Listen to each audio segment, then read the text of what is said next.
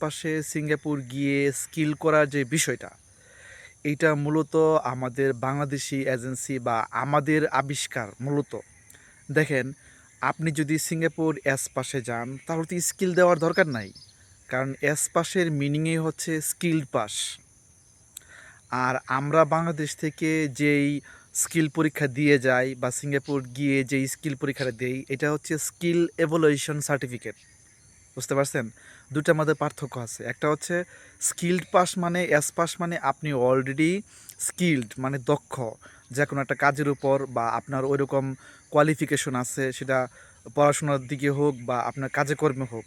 So আপনি দক্ষতা নিয়ে যোগ্যতা নিয়ে সিঙ্গাপুর যাচ্ছেন, সিঙ্গাপুরের গভর্নমেন্ট আপনাকে এই সুযোগ দিচ্ছে। আপনার স্যালারিও তখন অনেক হাই, $3300 প্লাস।